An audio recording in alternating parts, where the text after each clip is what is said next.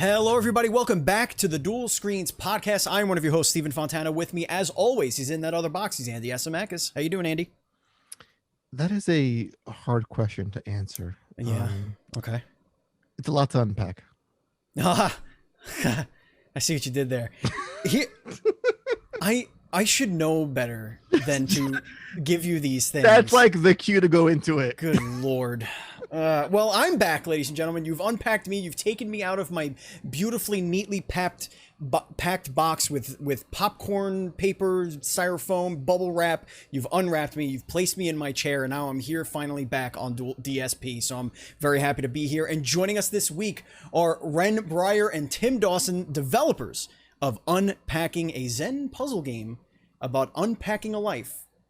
Welcome to the show. Thanks. Oh, all the way from Australia.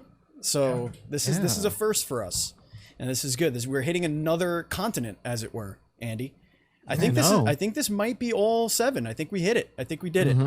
All right, I think we did it. We can stop now. We could pack it up. Actually, that can't be true, right? Isn't there? There's a whole continent where there's like no people. So Antarctic research base. Yes. So we got the 6. We got the 6.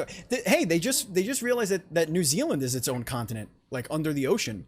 Like it has a whole mass. Yeah. Look it up. Google it. Google never lies.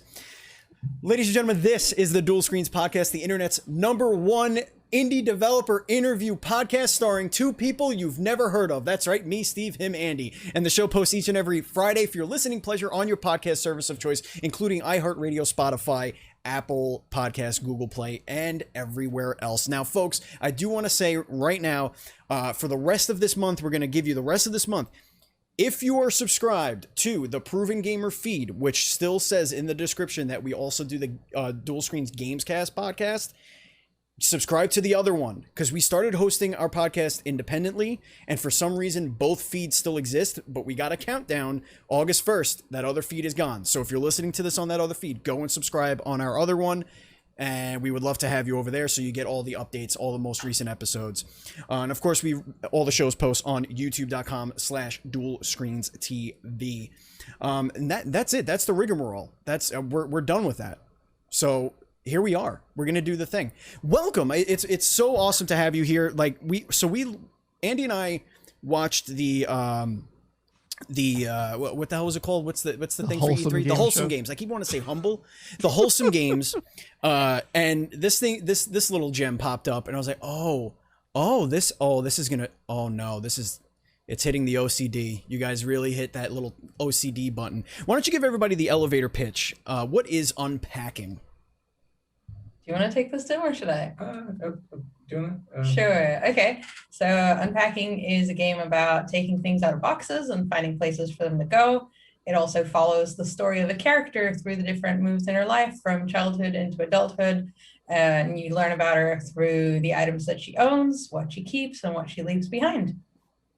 Oh, see, I didn't know about the leaving behind part, Andy. That sounds interesting, because I did notice that a few of those items were the same, like the teddy bear. I still have my teddy bear. It's somewhere in my room. My kids always make fun of me for it because it looks like it's been run over by 8 trucks.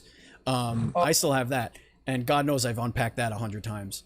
But I didn't know that. That's really interesting. So you get to see kind of what this person's going through throughout time. That's a really interesting way of doing this. Where did this come from? What was the genesis of this project? So it kind of spun out of when I moved in here with Wren, and I'd lived in my previous place for about like 5 years and had loads of crap. And so we ended up doing this kind of very kind of curated, basically just kind of packing up the stuff that was going to come with me. And when we moved in here, it was a very, like the moving process was stressful, but unpacking was just like opening a box, discovering my stuff again, and putting it somewhere. And it was already curated, it was already chosen. Everything that was in the boxes was like, okay, this is coming into the house, kind of thing. And and I think Wren kind of noted that this felt very game-like. Yeah, there was something game-like about taking things out of boxes and organizing them however you like on the shelf, but also like you're collecting sets of things, like you're completing sets between different boxes, and like anytime you finish unpacking one box, you unlock the box underneath. Like something about that felt very game-like, and I jokingly said to Tim, like, oh, this could be a game. And Tim encouraged me, and as he does, and this happened. We ended up with a game. The story idea came up like a few days later, I think, because we were thinking, what can you do with a game about unpacking things? Like, I think one of the earliest thoughts we had about unpacking is that you can learn a lot about a person from the items that they own. So at first we were thinking, oh, maybe it could be like a series of unpacks of like different people. And we were like, would this be procedurally generated? Like, would we just have like this giant bank of items that we mix and match? Or like, I don't know, we thought of a lot of different ideas, and in the end decided, what if you follow one person through all the different moves in their lives? Because moves are just such important times in our life. Like it's usually kind of a pivotal moment. Yeah. So we went with that, and we kind of liked what we came up with. I have to ask a very serious question at this point. Oh boy, in the interview. Here it is. That's all great. How the game came to be, and Tim's encouraging words, and now we're here today. But I gotta know something, people. Where do the cardboard boxes go? Oh, When you're done unpacking? Because in the demo, they go like sloop in like the Phantom Zone. Right. So where are these things vanishing into some pocket of space? Now remember, this is canon. So if you whatever you say, it's real. It's real. This is where they go. So this is a secret of unpacking. In real life, when you unpack, you have a bunch of cardboard boxes that you have to deal with. Right. In unpacking the video game, they just go away. It's gone. But where's away? Where's the away? You know what, Andy? I think I have a theory. You remember the story of the what is it? The elves that make that in the shoemaker, right? Is that what it is? Where the shoemakers they're poor and they can't do anything. Yeah, and then they come out at night and they fix all the shoes. Maybe that's what you are. Maybe you're an unpacking fairy or dwarf or something, and you come out and you're like, dee, dee, dee, dee, dee. We put all the things away so the person doesn't have to do it, and then you just poof the box away because you're magical. That's really funny, because we do jokingly call the player like the unpacking ghost. Like you play the main character theoretically, but it's a bit vague. It's a bit well, yeah, because I mean, okay, so the thing is, like most people kind of get the sense of like, oh, I'm this character, I'm unpacking my stuff, I'm putting my items away, and I'm obviously whoever owns these items. But when you think about it, you're just jumping from move to move with no memory of anything that happens beforehand. So it is more like you're a poltergeist that only comes into existence on that unpacking. And so it kind of does hold that you could be magically you're the unpacking ghost. But, I mean, you also are not the one who packed them up, and you don't know what's in the boxes. So yeah, unpacking ghost. My thought was, I'm watching a lot of Loki recently. It's like they're being pruned out of existence, the boxes. And they're going into the end of the world unwritten timeline. That's where I think all these boxes exist. Spoiler alert. Yeah, I mean, it's all like when I was looking at it and I saw like the childhood stuff. When my son was born, we lived in Colorado, and we moved when he was 6 weeks old. So we packed and unpacked stuff, and then we moved from the house we moved into to another apartment, and then we moved from another apartment to this apartment. And like as we're moving, I noticed like things are getting thrown away. Things that have made it from move number 1 have made it to move number 4. And now this fall, we're going to be moving into the house where I grew up. We're going to move into the apartment upstairs in the house that I grew up in. And again, we're going to be experiencing that. So like there is a little bit of that, almost like a parent unpacking their child stuff and learning what their child went through, like at college, or you could tell that this character's in a dorm somewhere at one point. So like maybe when that person goes into their first apartment, you're helping them unpack, and that's when you learn all of these things that somebody you love or are close to has gone through, because you find all these things in these boxes. What are your thoughts on that? Yeah, that's really lovely. Yeah, I mean, it's like one of the things we realized from the storytelling part of it is that because you're just seeing the stuff that comes out of these boxes, Yeah. it's a story that's told like we have these very specific points in time. It's like telling a story through a cardboard tube where you can only see tiny little spots. And yeah, it's like filling in the gaps. You don't know what happens. So the character in the game is unpacking a dorm, and then in the next move, you don't get to experience any of the stuff that happens when they're at college or uni or something like that. But you do get to see what happens afterwards and make your own conclusions. So it's very much inviting you to see those threads in the same way that like you can look at what someone brings with them and kind of infer or think or reflect. It's a yeah, we realized really early on that a big part of the game was that people were able to see themselves in items, even if they were fairly mundane items. Right. Like unpacking plates reminds you of your own kind of your kitchen and what it means to like, are you know, the plates are red. Is that weird? Would your plates be white? Like there's no wrong answers. It was a really... In our earliest demo, we had like just a kitchen. And in that kitchen, we had like matching plates and cups and bowls. And someone who played the demo was like, yeah, this is definitely a fantasy game. No one has like everything matching like that. And yeah, in general, we've also kind of lent into, this is a millennial wish fulfillment game where you like,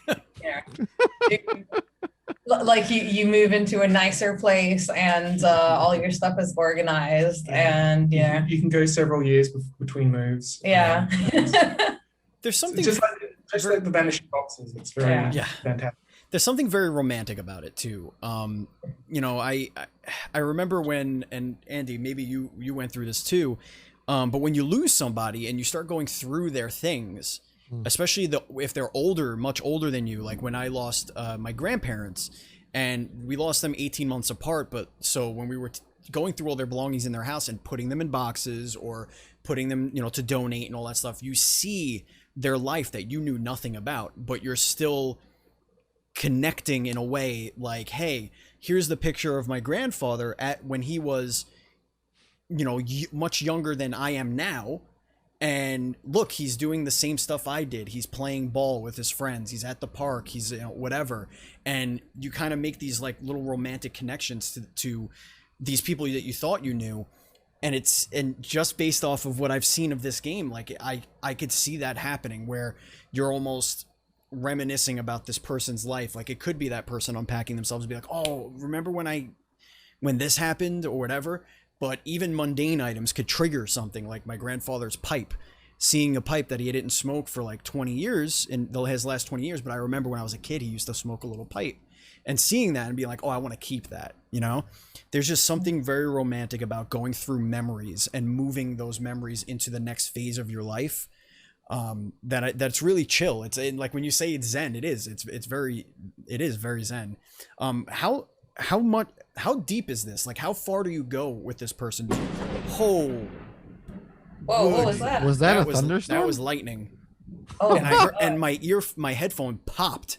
It went, and then that must have been like in the air. Wow. Okay. Oh my God. It's coming to you soon then. So how much of this journey do we go through? How many different stages of unpacking are we going through? Are there multiple characters? Is it just the one character? What are the plans for that? So there are 8 moves in the game. I don't think we've ever told anyone so far like how many years this spans. You are always following the one character, but she sometimes lives with other people, like housemates or partners. So you do get to meet other characters through their items, but not, but like it's generally you're following just this one character's journey. And just because it comes up quite a bit, we are not going with the following the character to the end of their life and arranging their mausoleum. Yeah. Oh no. Okay. We're not doing that. Okay, we're not doing that. No. I mean, I saw 2 toothbrushes at one point, list. and I saw like what appeared to be children's like little play sets or something. I don't know. later on. So there might be another big boom coming right now, because that was a very, very, very bright flash. It's, ladies and gentlemen, Brooklyn, New York is quite treacherous right now. So if you do hear a bunch of thunder, or if the show just goes away, if I go away, sorry, lightning does things. Yeah, it just does. Go ahead, Andy. You take it away. What do you got? How much of yourselves are in this person's belongings and these moves? Do you see yourself like going through your own personal moves throughout your lives and saying, oh, we could put this item here? Because seeing some of the gameplay and playing the game when it was for the demo, there was that Simon game that I saw, and I was like, I owned one of those things when I was a kid. That little memory game toy. Yes. And I'm just like, it's for how I'm seeing myself in someone else's belongings. How much of this stuff is your story in a sense? Or is it just a bunch of crap thrown in a game? This is that's a very good question. This is a very personal game. Like, so funnily enough, I actually never owned a Simon, but I had friends who owned a Simon, and it was so, like, I don't know, emblematic of the era. Like, it's such an iconic thing. Yeah. That we wanted to include one. Definitely owned like a little virtual pet, and you know, I think like, who didn't own like a puzzle cube sort of thing. And also notice that I am not using any brand names. Right. Very important. Very important. Milton Bradley's coming. He's coming for you. Oh yeah. The ponies definitely inspired by my own childhood. The kind of the character in the so in the second apartment, the character's clothes are like mostly just t-shirts and jeans and like one flannel, and like basically she's still kind of figuring out like how to develop a fashion style, like a fashion sense. Right. And that was very much me. Like in university, I'm like, I don't know how to dress nice. Like, what's anything other than t-shirts and jeans? And that's something that's going to evolve throughout the story too. That dorm room is very much inspired by like the student accommodation that I lived in. The bedroom is like not very similar to anything I lived in, but like the amount of soft toys is. Yeah, so there's lots of bits and pieces. I think something interesting is that like me and Tim decided to make the character's age like somewhere between the two of us, because we've got 8 years between us. So we situated her somewhere in the middle so we could both like relate and put things from ourselves into her. Yeah, like my sister had a tape a cassette player when I was little, so it's like that felt like a authentic kind of inclusion and gives you something fun you can turn it on and stuff.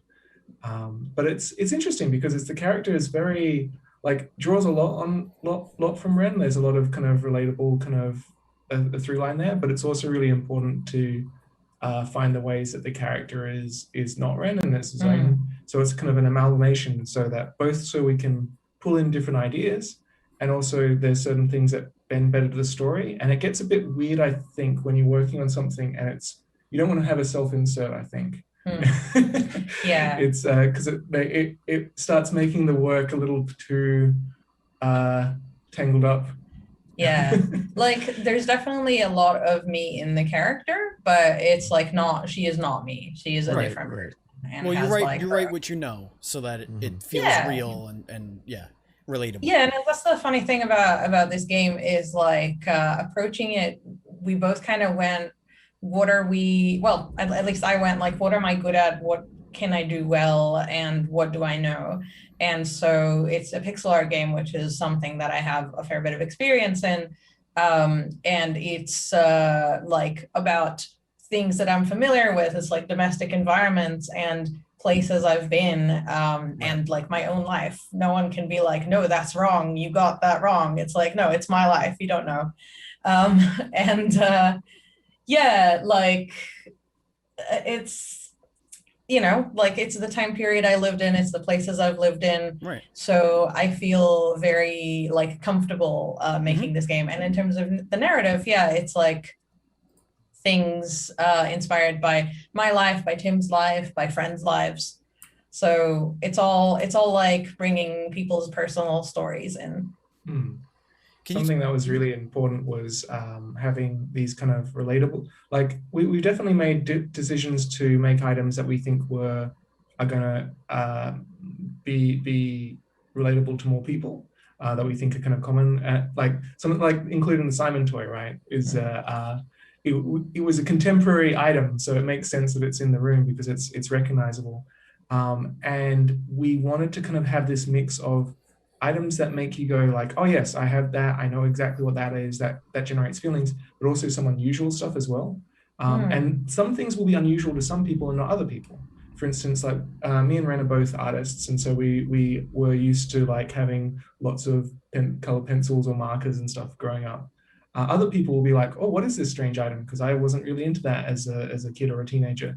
And that's okay as long as they find something else relatable. So it's very much covering different bases, I think. Yeah, if you don't mind me mentioning an item that hasn't really been shown yet, like one item that Tim put into the game that is really interesting is bouldering gear.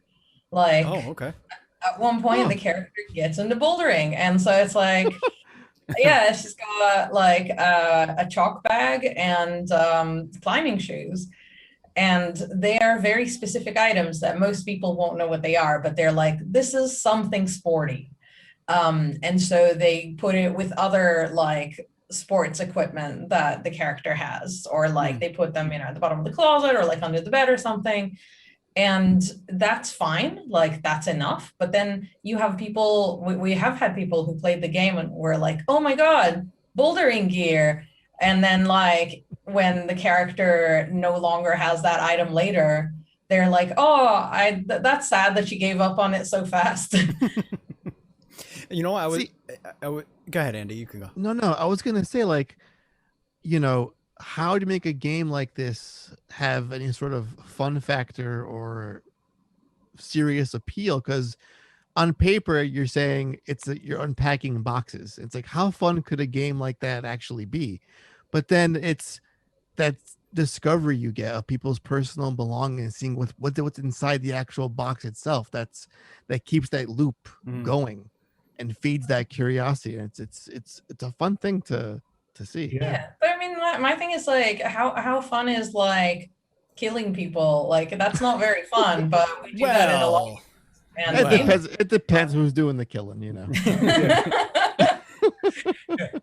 No, it's funny, right? Because you go like, being chased by a monster sounds like a really unfun activity, but it's like it's a really good activity for a virtual experience. Because I just want to say, like, I'm not knocking shooters, like they're fine, and I play some. It's just kind of like games turn any activity into something enjoyable. They take out the tedious parts or the unpleasant parts and focus on the fun parts. It's just not a lot of people have done that for taking things out of boxes, but a lot of people have done that for like decorating and stuff.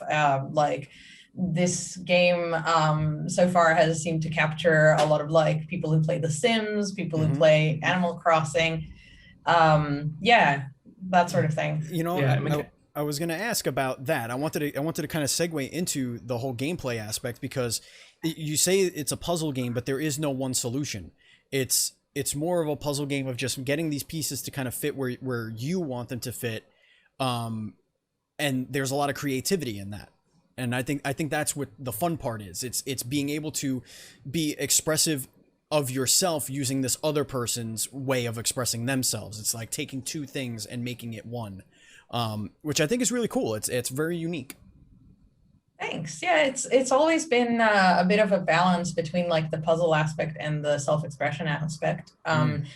We initially had the game as more puzzle, where you could leave items was more limited and there were more items, so the amount of room that you had for creativity was smaller. But over time, as we watched people play it in our very early play tests, we realized that people enjoyed the creativity part, the self-expression part more than the puzzle. And there's also the thing of like, if you're in a familiar environment, you expect to be able to do the things that you do in this environment that you've seen before. And so like in your house, you can leave the, I don't know, you can put the toothbrush in the cup, or like you can leave your toaster out on the bench, or, you know, leave your, oh, that was one that we had, leave your pots and pans like on the stovetops, just like that's where they live. And at first we were like, no, that's not putting them away. You got to put them in the cupboard. And some people are like, no, but that's how I put them away. And like, we're not there to fight you. Like, we want you to have a good time. And like, we want you to feel like this is, you know, your home that you are decorating.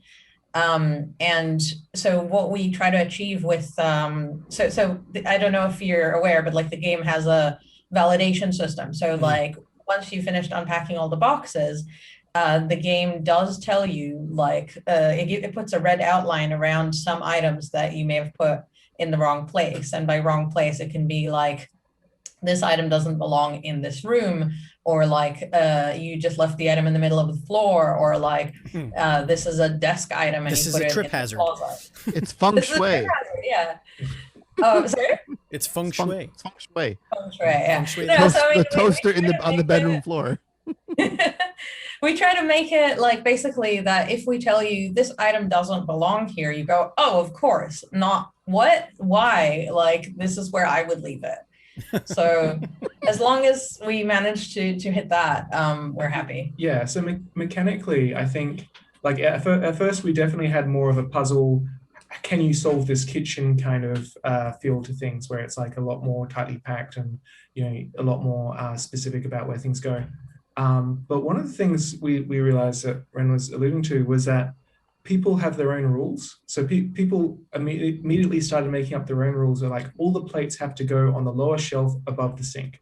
And it's like, that's not in the game. There's nothing in the game that tells you that. But if that's their rule, then they're playing by that rule, and they'll be frustrated if there's not enough room to achieve this result without having to compromise something else. And so by relaxing a lot of the hard rules in the game, people get to be more playful with their own rules. And honestly, of the two, that was a lot more interesting. And because people will be really specific about, no, this can't go in this way. No, the forks have to go on the furthest spot of the cutlery divider or something like that. It's like, okay, we're not going to enforce that or assess that in any way, but like they're playing that, and it's a mix between kind of a bit of kind of role playing or like decorating. But the fact that we also stop you from putting things in the middle of the floor or leaving certain items in places leans into that. It's like a prod to go further and to organize your kitchen. You can't just unpack everything onto the floor and go done. You're supposed to put it away, but how you put it away is up to you, and what you think is away is more interesting than what we can tell you, I think. Yeah. Absolutely. Although we do have some special items here and there that we are more strict about, like where you can leave them. So the example in the demo is the child's diary. And that's like by design, a lot of people have that as like the first item they encounter as like, this is in the wrong place. And they're like, wow, well, why can't I put it on the shelf? Why can't I leave it on my desk? And then they're like, oh, of course, it's a secret diary. And you put it in the drawer or you put it under the pillow. And those are like the designated spots for that item. And we always make sure that you have more than one option for where to put an item. It's like, it's never just the one spot. But some items were more strict than others for essentially storytelling purposes. You're saying this item is important and secret, so you have to put it in the appropriate spot. You know, speaking of the demo, did you ever find the person that played it 27 times? Yes. We've had a couple of people claim that it was them. Oh, okay. I didn't Yeah, realize. I think there's like three. Oh no, There's they're gonna three have to people. fight.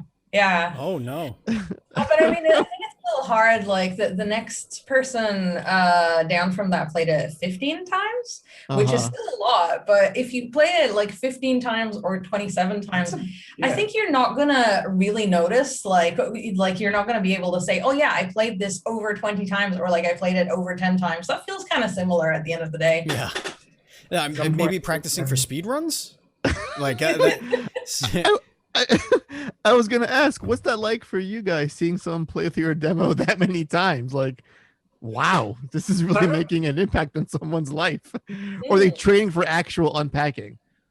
So back in the before times, when we were allowed to go outside, we showed Cactus in person. A cactus. Not Cactus. That's sorry, your previous game. Unpacking. We showed Unpacking at AbCon, which is down in Adelaide, South Australia, so another state. And a friend of mine came by with his daughter. Yeah, Charlotte, 7 years old. Yeah, and she was very excited about the game. And played it, I think, was it 3 times on the first day, and then another 3 times on the second day. Yeah, they weren't even planning to come the second day, but she really wanted to play the game again. So they came again, and she played it another 3 times. And we were just like so honored. And like she always gave up her seat afterwards and like let other people play, but it kind of just came back and lined up again a little bit later in the day. So it was kind of like just throughout the day. But after the 6th time she'd played through the same level, she had some game advice for Wren. Oh yeah, she told us this first level is a little too easy. Oh yeah, after 6 times, sure, kid. Bit of focus testing there. But, I mean, I mentioned at the beginning, like this thing. I was recently diagnosed with OCD and ADHD as an adult, and I could tell you right now that there's something about putting things away and moving things and putting them in some sort of order or whatever. There's something about that really does hit this releases this chemical in your brain a little bit that you wouldn't even need a story for something. Like you wouldn't need this cute story of this girl that you're kind of following through her life, you are seeing her cute items, or like having an actual right or wrong way of unpacking. Just being able to do it hits that cerebellum in a very special way. When you were designing this, I mean, is there a little bit of you in the gameplay as well? Not just the story, but also, like you said that you were inspired by actually physically unpacking, but was it because that was an enjoyable experience for you? Or was it because you wanted it to be enjoyable, so you wanted to prove that it could be? Like what brought you to that gameplay? So I would say I enjoy unpacking. Like I don't enjoy moving because it's stressful, but the actual unpacking I find pretty fun. I like organizing things, and I think unpacking, like you getting to rediscover your things and recontextualize them in a new home, and especially when you're moving in with another person and you're like combining your things and you're like creating this new space that belongs to both of you, is particularly fun and powerful and like kind of emotionally loaded. Like it's meaningful. And yeah, but even beyond that, yeah, I think I probably have some like undiagnosed OCD or something. I like organizing things. When Tim puts things on the table like askew, I straighten them, like things like that. He always makes. It's not a right angle; it's a wrong angle. I was going to say, in the game, everything snaps to the grid, which is both mechanically a good idea because it means you can manage your space a little bit more easily. And it also gives everything kind of, it leans into the pixel art isometric aesthetic. But in real life, yeah, if I leave a book like a little bit kind of wonky on the table, Wren will kind of look at it like she's bothered. It's still like sticking out the edge. It's like it's gonna catch on something or it's gonna fall. I get it. That don't look right. It's like the part in the movie where your eyes focus on something and the camera zooms really into your eyeball and you like see the galaxy and then it zooms back in. You're like, no, this needs to be straight. We need to get this off the table. No, I get it. So the gameplay is definitely like, I mean, I made this game because I wanna like, because this is something that I would want to play, right? I like making games that I would like to play. And so yeah, I'm definitely in the target audience for, you know, like being OCD and needing things to be organized and neat. It also has an escape room kind of feel to it too. Like I mean, you know, I played a bunch of, I like to watch other people play escape rooms and like try and figure it out with them. I don't like to physically be in the driver's seat, but like, you know, it almost has like a reverse escape room. You're trying to move into the room as opposed to leave the room. You're setting up the traps for the next section of your life. I love that. I haven't heard that one before, and that's a really cute comparison. Yeah, I mean, I think because one of the interesting things about escape rooms is you keep discovering new details, and that's kind of what, like, a good escape room tells a story, often sometimes explicitly, but like they're always like throwing something new at you that you have to kind of like, oh, what does this mean? Oh, it's chess pieces. How do the chess pieces relate to the bookshelf or something? And there's definitely, like, we talked early on about the game having this kind of voyeuristic kind of feel to it, because you're always going through someone's possessions. There's something, I think as humans, we're just inherently interested in looking at other people's stuff, right? Like, you know, kind of having a poke around and we do think of it as a bit as like you're playing detective and trying to figure out what's going on here. Who is this person? What are they doing? What is this place? So we've also tried to make the environments interesting. So I actually designed all these environments, which is funny because I'm a character artist, and then I made this game with no characters, where I had to design 35 rooms. So I feel extremely out of my element, but it was pretty fun. Meanwhile, I'm a 3D character animator, programming a game with isometric 2D pixel art and no characters. Yeah. So this is, you know, like I said before, we leaned into our strengths in that, like, this is pixel art and it's a story that we're familiar with, but we also are doing a lot of stuff that's really new to us at the same time. There's a lot of challenges here. But what were we talking about? The detective aspect and the environment. So we did try to keep the environment interesting and varied, and also like, very much an aspect of discovery, like in an escape room. So like we put grids where you can place stuff in a lot of places that you might not expect. Some people only notice some of them on the second playthrough or even third. So like, for example, a lot of people don't realize you can leave stuff on the windowsill. And people in their first playthrough, sometimes it takes them a while to realize, oh, I can open this cupboard. Oh, there's a drawer here. Oh yeah, and we hide elements of the environment with the boxes. So like in the first room, you've got a pile of boxes that actually, for the first like third of your unpack, blocks the drawer in the desk. So you don't know that you have a desk drawer until you finish unpacking that first box and you're like, oh, here's another space I can put stuff. That's very much on purpose. Yeah, I remember there was an aspect of like, you know, like the first time you get into like a new apartment or something, and there's that, like, even if you've inspected it and stuff and you're going, okay, it's probably fine. But when you've moved in for the first time and you're kind of on your own, like that feeling of like exploring it and being like, okay, how deep is this cupboard back here? Wait, is this a cupboard or is it just painted on? You know, like, oh my God, I actually have a really good one for this. So in my last apartment, before we moved in, they actually didn't let us see the bedrooms except for like one of them. But we really needed to move urgently. So we're like, okay, it's fine. And we had a surprise in the master bedroom, which was my bedroom, where it turned out that the giant closet, like the middle of it was not a closet, it was a secret bathroom. There was basically, it was two closets, and then in the middle, what looked like a closet was an ensuite. And we didn't know it existed when we moved in. And even our real estate, I think, like some of the people there weren't aware that there was an ensuite in the apartment. It was so bizarre. Wow. That's a pleasant surprise.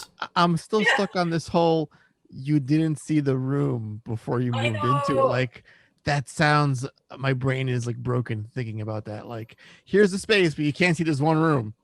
It was like, oh, the why tenant's not in there right now, and you can't come in. And it's like, that's weird, but it sounds like it's set up for like a pretty bad time. Yeah. But it ended up being fine. Like the rooms were fine. the apartment was a bit crappy in general, but like, I don't know, I lived there 6 years or something. It was See, okay. Yeah. That's a fun reward, because I feel like most folks would be like, you know what, I can't see this one room or something. Did someone get killed there? Or is there like They have a to tell you sling of that, some Andy. Well, kind, at or least a in the States. torture they do. room? So I'll back out. But you took a chance, and then you got secret bathroom. Bonus ensuite. Yeah. Bonus ensuite. You'll love to see it. Speaking about bonus, Andy, let's get a final question from you before we get into our bonus round here. Thank you so much. The return of the bonus round. I do have to ask. Mm-hmm. How did you nail Jeff Van Dyke as your? Because listen, Tim mentioned before about games where a monster stalks you. How is that going to be fun? The guy that did Alien Isolation is working on your game. So Yes. fun story about this. So when I started Witchbeam with Sanatan, who's the other founder, and we was working on our previous game, was a Soul Android Cactus' kind of action game. Mhm. But I'd worked with Nat and Jeff at Sega Australia. Okay. So that's kind of where we knew each other from. And when me and Nat were working on our game early on, we knew we needed to get someone to do our soundtrack and work on the audio side of things. And so we actually reached out to Jeff to kind of have a chat about what should we be looking for in a composer. You know, how do we do this? We're small and we don't have much money. How are we going to like balance? How many tracks should we need for this action game and stuff like that? Because he's this really experienced audio guy, and who give us some good advice, and we're on good terms with him. And so as we're showing him the game, we're talking about this stuff, and he's kind of like, oh, "Can I do it?" And I think like, That's so sweet. and we're like, we can't afford your rates under any. And so we ended up, but he was really keen. So we ended up starting a company. It was the three of us. So Jeff is a co-founder of Witchbeam. Oh, that's awesome. Wow. One of the three founders. That's so neat. And funnily enough, we didn't take that for granted though. We went over to Sweden to work on the original prototype for Unpacking. Yeah. And that's where it kind of went from this like weird hobby project to something we were like, oh, actually, I think we should make this game. People seem to be into it. Yeah. We got back to Australia, and we were going to hit up Jeff about like a few different options. And I think he just straight up was like, Yeah, we were like, hey, would you want to work on this? And he's like, yeah. I think initially we kind of brought it up offhand, like at a pub or something. And he's like, yeah, I'm interested. And we were like, that's probably just the thing he's saying to be nice. And then, we came back from Sweden and asked again, hey, so are you still interested in working on this? And he's like, yeah. So yeah, we did it. But yeah, so it's been like, obviously Jeff is a super nice guy to work with, and amazing. So when we were on a Soul Android Cactus, there was actually a point where he's like, hey guys, I need to take, I'm going to be away for 6 weeks. I have to fly to England to save Alien Isolation kind of thing and work on. Fair. That is fair. Yeah, I guess you can take a break from our indie game to go do that for a little bit. Just make sure you're back soon, kind of thing. But, right. Wow. That's like, you have a BAFTA award-winning composer on your team. That's like such star power. It's incredible. I love it. For real. No, we got real lucky. Yeah, And it's lending so much to the game as well. yeah, but it's funny though, because we recently had another interesting like hire that happened similarly. We reached out to Victoria Tran to be like, hey, we need a community. Oh, I've DM'd her a couple times. We were like, hey, we're looking for a community manager for Unpacking, and like, do you have any advice? Because we'd like talked a couple times before, and I knew that she liked the game, so I was like, do you know anyone who could help us with this? And she was kind of like, how about me? Like, you're not too busy? She's like, well, you said you only needed like a day a week, and she checked in with her workplace, and so she's doing community strategy for us on Unpacking. Awesome. Yeah. You guys are batting 1,000. That's the proper term, right, Steven? Yes. I think you gotta like. Oh my God. You gotta like feel like. You gotta like field up Miyamoto. Hey, Shiggy. Like, what?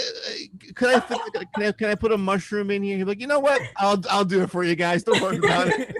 Yeah, whatever you're putting in people's drinks, keep doing it.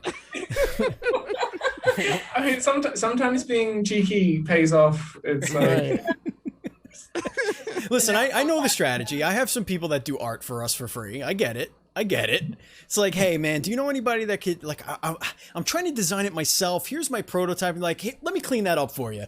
I'll send that to you in a couple hours. And then you get this beautiful thing. You're like, oh man, you didn't have to do that. How much do I owe you? Nah, it's all right. It's a passion project. It's all right. I'm just trying to help you out, man. I'm like, oh, that's dope.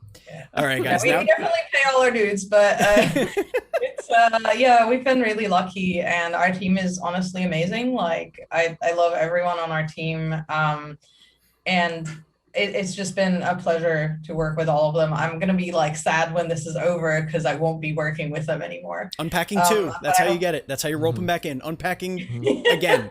Unpacking again. I am kind of tired of working on Unpacking, I'll be real. Like, I mean, it's still good and I'm still enjoying it for now, but I'm like, we started this project in February 2018. So I'm ready to pack up Unpacking, you know? Unpacking 3D.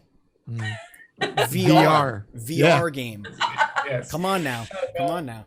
All right, guys, now it is time to get into everybody's favorite segment here, and that is our quickfire segment. But before we do, folks, if you like what you're listening to and you want us to meet more indie developers from all over the world, we love to cover PAX, and we are trying to get into PAX West. We're trying to go over there for the very first time. And if you want to help us out, you could do two things. Number one, go to patreon.com/NDS podcast, just like our Patreon producers, Colton the Apprentice Nestler, FNH Paul, and Vegas Girl on Fire, who have been supporting us for months now, and we cannot continue to grow without all of your support. Plenty of tiers, plenty of ways you could support. And another way, Andy, we are nominated for some podcast awards, my friend. Oh, yes, we are.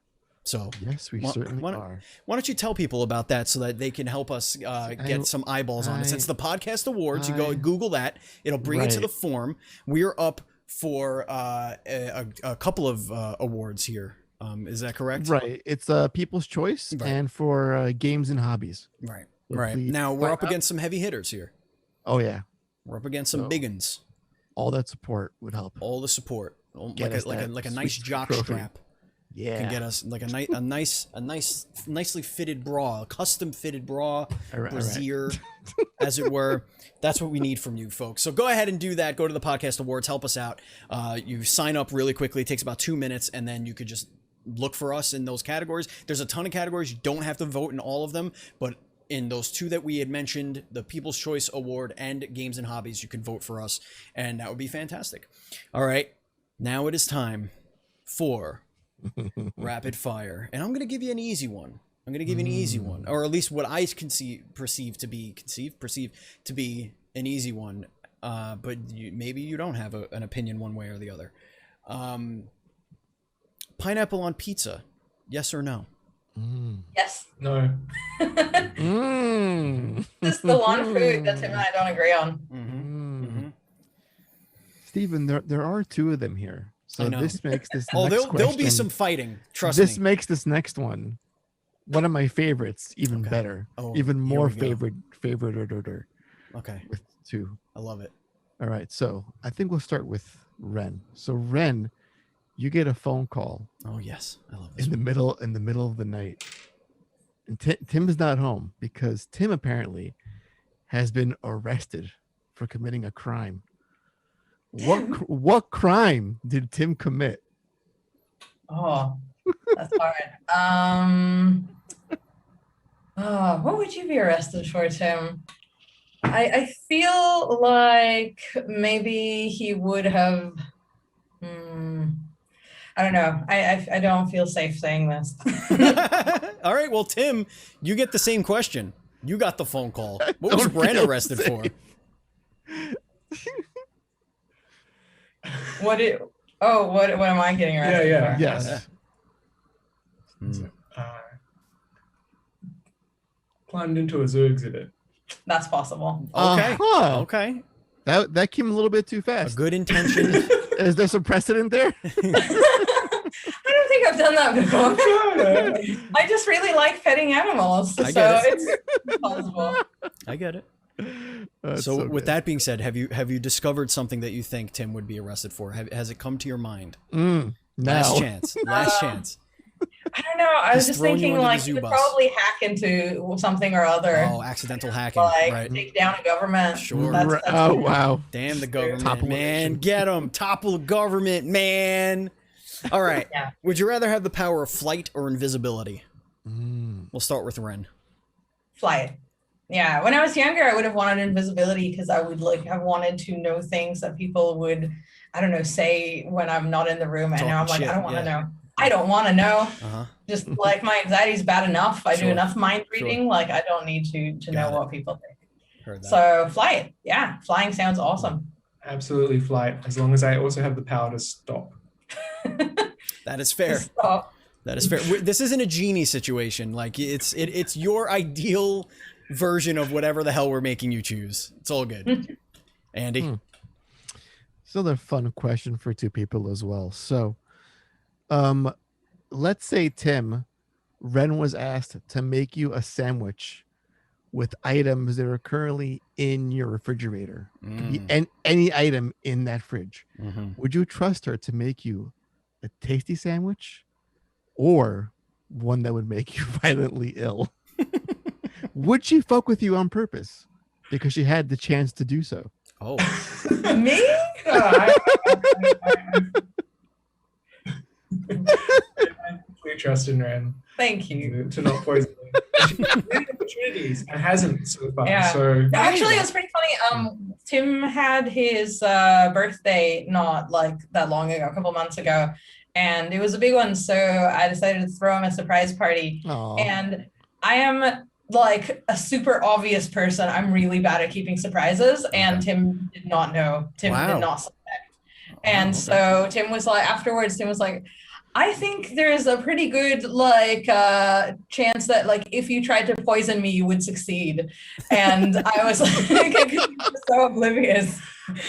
And I was like, it's a good thing I don't want to then. look, I'm just not Well. guarding that vector, all right? So arrested for breaking into a zoo, poisoning. Yeah. Look, we just said I would not poison you. Trust me with Quite the rap sheet. I don't It's know. surprising to me if she poisoned me with a sandwich. So. It would probably be like an egg and mayo sandwich because we don't have a lot in the fridge right now. I need to do some shopping later today. Mhm. Who in all of history would you like to have a beer with? Mm. Oh man, that's hard. I don't know. Jim Henson. Jim Henson. Jim Henson's a Oh, good one. That is a very that good is a one. really good. Oh, I love that answer. It breaks my heart in 1,000 different ways. Oh my god.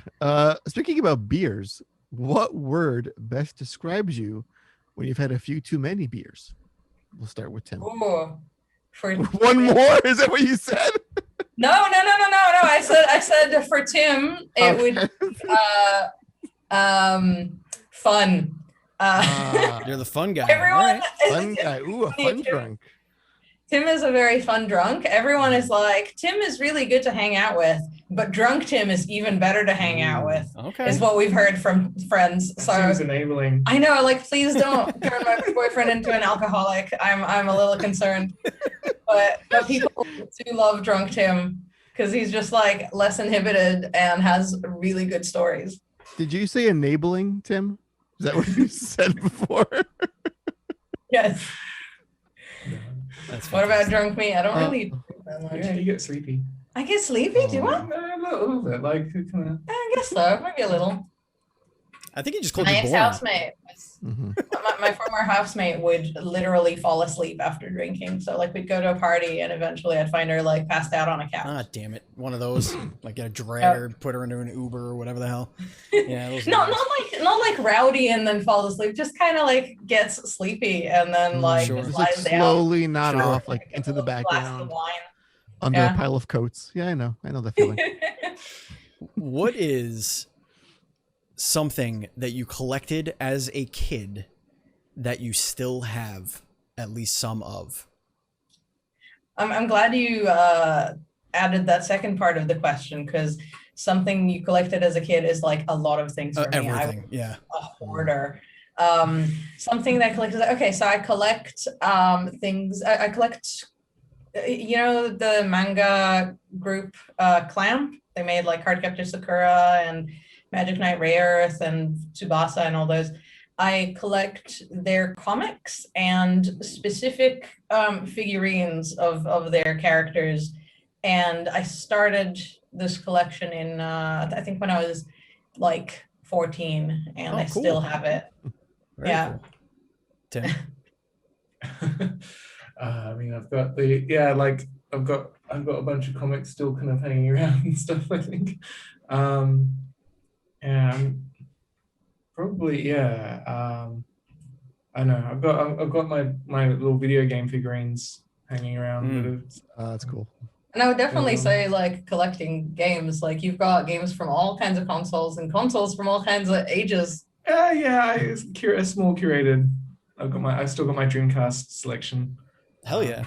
I still have a few of those. Andy, your question? What would you say is the most chill video game? Ooh. The most chill. Probably Animal Crossing.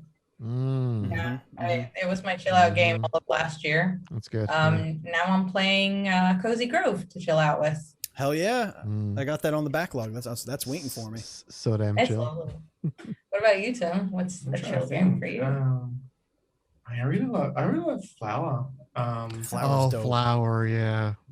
Oh wow. I've never been more confused about why I enjoyed something. I feel like we're unpacking our memories now. That's what we're doing. Yeah, we're unpacking. Right. Good Lord. All right. What do we, let's do a couple more here. Let's do a few more. All right. I'll do. Let's see. I want to do one of our. Oh, okay. Here we go. What is the dumbest way you've injured yourself? Great question. I have one. My most recent big injury, I guess the most recent time I had to go to hospital, I was trying to remove the pit from an avocado with a knife. Oh, no. And the avocado was not quite ripe. Yeah. And so it was clinging onto that pit really hard. And so I like pushed the knife in. I was like trying to kind of twist it and push it. And it just went through the avocado and it cut my thumb, like got the meat spot here between my thumb and my finger. Oh, I got the meat. Oh boy. Yeah, it was really bad. I know all about the meat parts. Andy cuts his fucking hands all the time. Dude, I cut up yesterday on my pinky. Yeah, you're a mess. You should not be allowed to have knives, Andy. No, not around me at all. Meanwhile, yeah, I love yours. I raised my hand once and got it caught on a ceiling fan. A midnight surgery that was open. It took 3 stitches. Apparently, it ricocheted off the bone. It was. Oh, good God Almighty! Oh my ouch. Yeah, and the best thing was, as the doctor was like sewing me up and kind of stopping the bleeding and thing, he was like, "This is the second fan injury we've had in tonight." I didn't know which story you were going to tell, if it was going to be this or the finger. Oh, that was a bit wild. That was a long time ago, but it's pretty interesting. Yeah. Bonus story? Do we have time for a bonus story? I think we should do a bonus story. Well, I think when I was, what was it, when when I was 4 or 3 or something, I managed to guillotine the top of my finger off in the door. My parents had to take me to the hospital while I was wearing a Superman outfit or something. I think was the that didn't quite work out. It went down, and I guess not. And to this day, one of my fingers has a little pinched-in bit from where it was clearly bisected. Guillotined off. What guillotine? Still works. Hang on 1 second. Can we just door? Oh, the door. Yes. Let's just hold on 1 second. Okay, there we go. Never mind. You know those like gas compressors that slow the doors down? Yeah. Didn't work. Yeah, really. Without them, a heavy wooden door has a fair bit of speed. Well, just to piggyback off of what dumb things children do, my brother stuck a screwdriver in a light socket because he wanted to see his skeleton like in the cartoons. So kids just do stupid shit. That's amazing. What can I tell you? I was not born for that, by the way. It was before I was born, but I'm constantly told the story.